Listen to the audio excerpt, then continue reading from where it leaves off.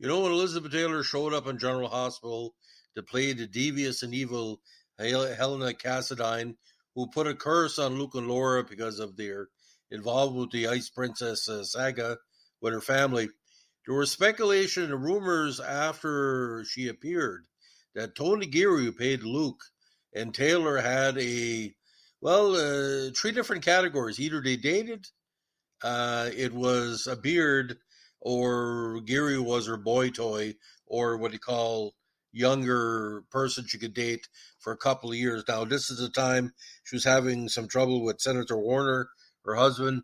There was also rumors she was dating George Hamilton around the same time, too, after that marriage dissolved. Now, Tony Geary, a very good actor, but a suave George Hamilton type is not. But he was very personable. He said it was a pleasure working with Elizabeth. She had no pretension. She loved working at GH. It was a dream role. But we were hearing rumors as early as around, say, maybe 1 or 2 weeks after the fictional wedding of Luke and Laura, there was something going on with Geary and Taylor.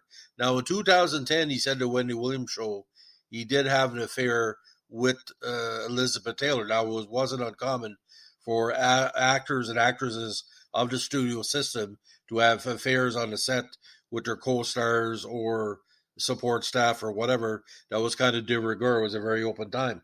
Now, for example, on Giant, there was rumors that Elizabeth Taylor slept with both Rock Hudson, who was gay, and James Dean, who was gay, on the set. And there was also rumors she had slept with Montgomery Clift, who was gay. Now, I'm not going to out Tony Geary because we all know that, he's a very, very personal views to himself about his sexuality. I'm not here to judge anybody or out anybody. But I find it kind of weird, ladies and gentlemen, that the happiest times of her life in the 1980s, when she got back to herself, were instigated by the presence of Tony Geary. Now, Tony Geary, again, he's a very personable guy, very intelligent, kind of a throwback to kind of like the Johnson Frid, who was also gay. But, Elizabeth Taylor needed a male confidant, wasn't out to get something for her. And Geary at the time was very, very situated being a soap opera actor. He had performed on GH.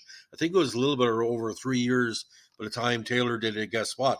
Now, interesting about the Elizabeth Taylor filming, she appears with Geary, and that's about it.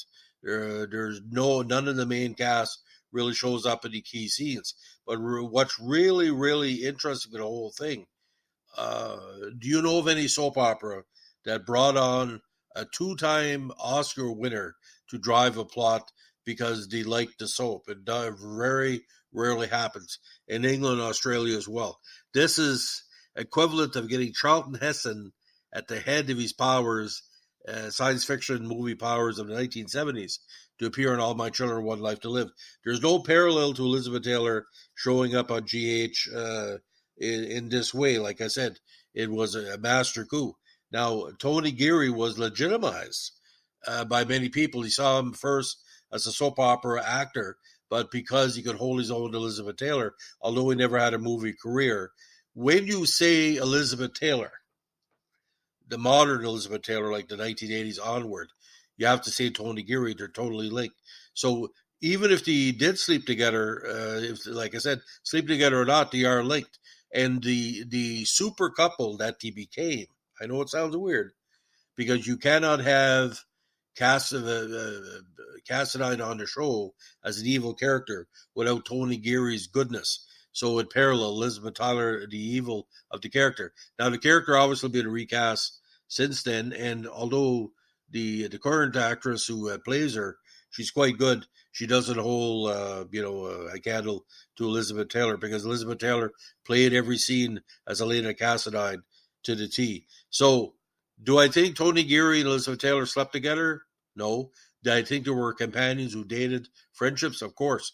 If Elizabeth Taylor called me up, I'm married, and said, come over and have a poutine or have a cup of tea, I'm going to take it, because she's a genius of an actor and a great personality. I'd love to talk to her just for a couple hours a night. Old Hollywood. So, ladies and gentlemen, it's our latest GH podcast. If you like it, let us know. Bye.